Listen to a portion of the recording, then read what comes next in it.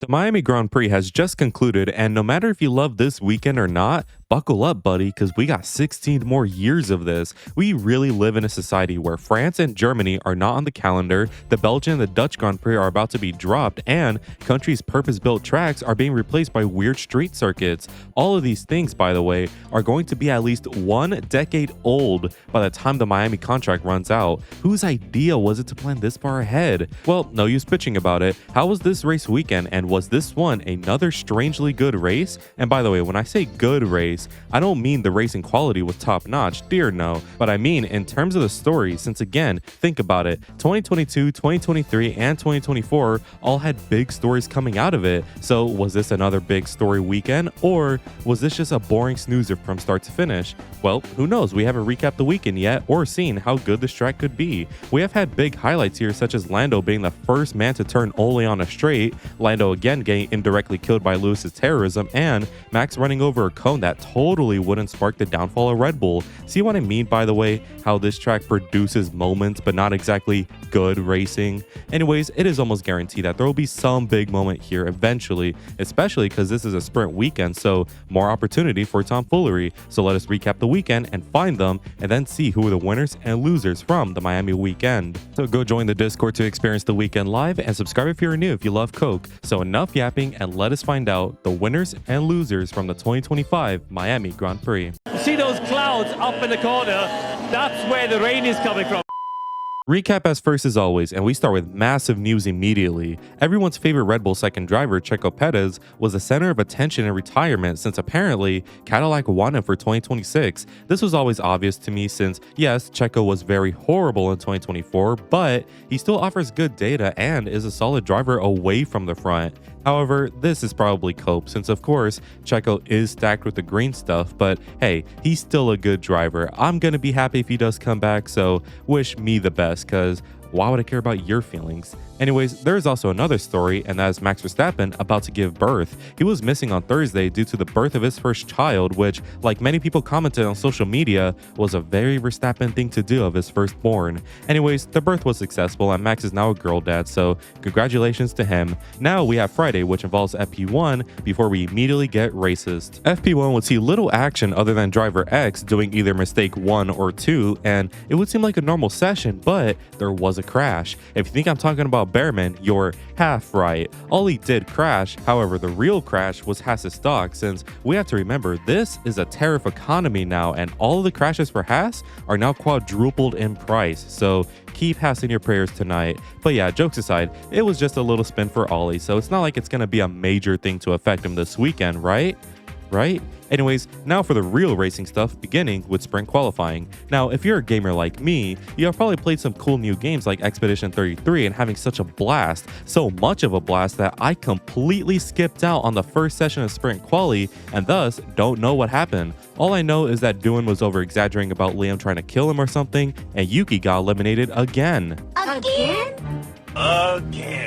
Yuki really may be the new Checo since he looks decent and quick in free practice, then when it is the real stuff that matters, either he or the team in this case, bottles quali and has a mid-race. Can't say anyone didn't expect this. Anyways, now for the stuff I did watch in SQ2, and other than Antonelli looking rapid and Albon on his Diriad, nothing big, but I do want to mention Hadjar. This guy is actually so good. At this point, the strat for Red Bull might be to put the best driver in the Red Bull car, aka Max, and put the second best driver in VCarb. Because guarantee you, despite Isaac cooking in the junior team, you put him in the main Red Bull car and he will fail instantly. Anyways, SQ3 time, and it begins with nobody since they were expecting a death battle between Max and George since they were the only cars out on track, but no one died, so everyone else finally left the pits for their final runs. The Ferrari stayed mid and frustratingly slow, the McLarens look fast, Max looks fast, but the fastest, Andrea, Kimi, Antonelli. Antonelli bros, we are so back. Back from what? I don't know, but we are so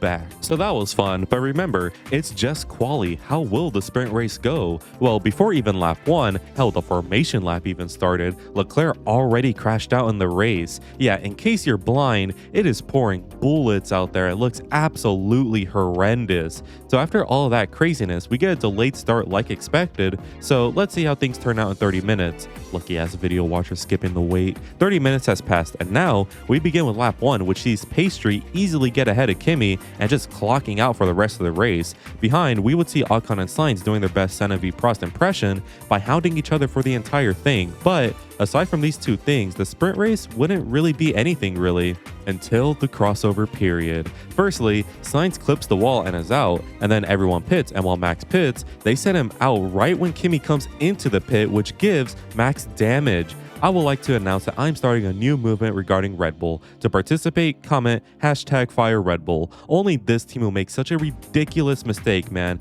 It is just absolutely irredeemable. Anyways, Piastri pits, which leads to Lando pitting the next lap. And what happens now? Another safety car comes out. Liam finally had enough and killed Alonso for good, which means for the second year running, Lando gets a gifted win from a safety car.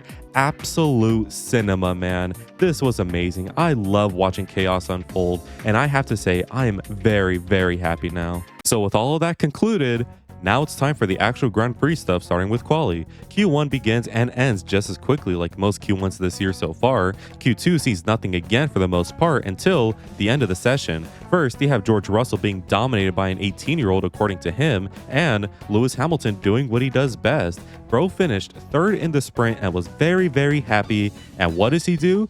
Get eliminated from Q2. Lewis P. Hamilton bros, we have never been so back. Q3 time, and here, like always, things would be intense. Max essentially drifts his way across the track, which is fast and fast enough for pole position. The McLarens were just too cautious, it seems, with the car, which is the last thing you need to do if you want to beat Max, so GG's to him. Also, GG's to Kimi Antonelli, who clips Piastri for third in the session, which adds to an already brilliant weekend for the baby. So with everything set in stone, race time, people. The race starts and things are chaotic immediately, with everyone hitting each other and parts flying everywhere with no one winning at the end, because fuck you. What a race, man. Absolute peak. Best race in history. Okay, for real now. Lap 1 starts and there is zero grip, which is evident with Max almost losing it, which of course screws over Lando and drops him down to 6. Typical Lando lap 1. Anyways, there was a VSC called out for an incident between Jack Doodoo and PM Porson for being shit, I don't know. Anyways, VSC is now in and sees Comeeee overtaken by Pastry before the race settles down for a bit. A short bit, however, because the McLaren start entering that phase of the race where their tires and brakes are just OP, so this leads to an amazing battle between Oscar and Max, which leads to Oscar overtaking Max. Max is now being hounded by Lando, and of course, this leads to another overtake after some tomfoolery from these two like usual. So with all of that, the race finally settles in with some good battles all around the track until the first and only stops. The only highlight here is how Max pitted right when Behrman's engine went kaput, which led to Max being overtaken by George in the pits for third. Another VSC gets thrown out because of another Ferrari engine blowing up, but nothing happens from this one other than Ferrari taking pride in overtaking a Williams for 7th. Well, whatever. Race settles again with both Ferraris losing their minds. Don't blame them, and the race eventually ends. Pastry ends up dominating everyone again this weekend, with Lando and Russell, weirdly enough, finishing out the podium. The race started amazingly and slowly became worse, but overall, I had fun here. I can't complain. Now for the winners and losers, and as always, losers first, and I have Aston Martin like usual. I know Sauber are usually the team I bully the most in these videos, but I'm a changed man. Sauber can't do anything about them sucking. Aston Martin, however, they could do so much, man. I don't know what specifically, but I'm pretty sure being borderline back markers is fixable for them considering their budget and facilities. This weekend in general was just sad, man. Ghost in the sprint quali. Stroll did get P5 in the sprint race, however, he was aided with all the chaos in the post-race pens. Ghost in the quali and Ghost in the main race. It's just sad, man. What more can I say? Next, I have Red Bull, because despite them getting results with Max, they are still so unbelievably sloppy. Of course, when I'm speaking about Red Bull, I don't speak about Max because this season's mistakes can mostly not be blamed on him. I would include Yuki here as well, but this weekend is an exception. Anyways, let's start with the sprint race. I think that could have been one of the worst mistakes I have ever seen. I mean, the guy whose whole job is making sure the lane was cleared was not looking at the lane. I mean, you just can't write that, man. That ruined Max's chance for a podium in the sprint, and I really don't care about the rest of the weekend. I just want to bully them again for this. But regarding Yuki, it has been some time now, and he hasn't really shown growth yet so far. You would think it is about time he starts getting better results, but no, I just hope for the best with Yuki. Moving on is Behrman, and even though he was decent in the races before his DNF in the main one, he has been relatively sloppy this weekend. Sure, he can improve and come back in the race, but like, it would do wonders if his race pace was complemented with a good quali position. That's the thing holding Ollie back so far in my opinion, his quali pace. Once he gets better with that, I have no doubt Ollie will kill it even more, but yeah, had he been better in the quali this weekend, he would not be a loser, but at least he's not like a big loser. Finally, I have Ferrari for being an unbelievably horrible piece of shit of a team. I have zero clue how this team does this, man. This was supposed to be our year. What do you mean we're looking slower than Williams? I don't care about Lewis's P3 in the sprint. I care about the pace of the car. We are not a midfield team. We were supposed to be contending with McLaren this year. I just don't understand how this has happened. But whatever. The car is shit and we simply need to pray for the best in the future. Now for the winners, and I first have McLaren, who, surprise surprise, are very fast. Nothing here to say really. They're just doing their jobs really well and being very fast and leading the standings. However, we do need to have discussions on if Lando and Oscar are using that car to its fullest potential. How is it that McLaren are very fast week in, week out, but yet Max is the one getting pole and fighting them in the race until the McLaren's car superior tire wear makes them win 98% of the time? I'm not saying it, but I kinda am. I'll leave it at that. Next is Max Verstappen, and this man needs to lead Red Bull. To be honest, this is one of Max's best seasons yet, since again, that McLaren rocket ship should see no competition unless it's from their two cars fighting, but yet, Max is fighting them every single week.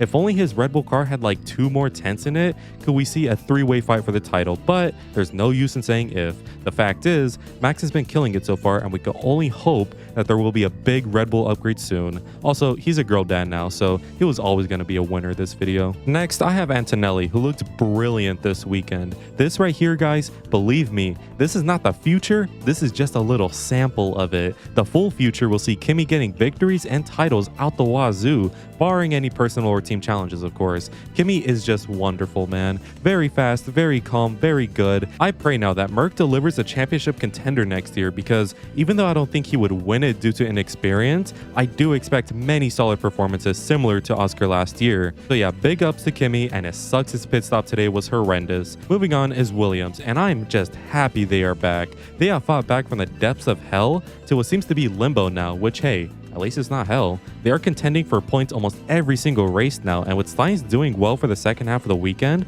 I bet Williams are very happy right now. Obviously, the sprint wasn't great with Alex's pen and Sainz's crash, but they did really good for the real stuff and are continuing their great season. Finally, I have Bortoleto, and Gabby did really well until his engine decided he wasn't. To be honest, I have nothing here to say other than Gabby showed better results and better pace than usual, and was ahead of Hulkenberg for most of the weekend notably. Hopefully, he can continue improving in his debut season, since I think he could become a very solid driver if he gets the support he needs. Now for the bonus category, and I have the most coked up driver of the weekend, and for this one, I have PM Porson. This guy, man, I just have zero words for what he did all weekend long. The ultimate loser, by the way, make no mistake of it. Finally, let us see how my predictions ended up and if my bingo has any updates. My sprint predictions were wrong, but I'm happy for Kimi, man, I don't care. My quali predictions were bad, like usual. My race predicts were completely wrong. My random predict was kinda right if you include the VSCs. And finally, your predictions were mostly wrong, but some of you did guess them right.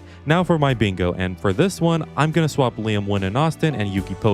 If Red Bull can do a swap between them, so can I. Anyways, you guessed it, nothing. And those were my winners and losers from the Miami Grand Prix. Overall, I just don't care about this place. This race is the definition of corporate to me. Celebs are paid to be here, drivers are forced to do cringe PR, like, at least Vegas has some inherent personality. Miami is a race in a parking lot. Like, at least move it by the beach or something, I don't know. But who cares? 2041, everybody. 2041. Anyways, I'm going to give a quick shout out to all members of the vlog for their continued support, and make sure to join it if you want cool benefits as well as just helping me out. Anyways, if you enjoyed today's video, make sure to leave a like and subscribe since it really helps me out. Make sure to let me know in the comments who your winners and losers are, and as always, have an amazing day.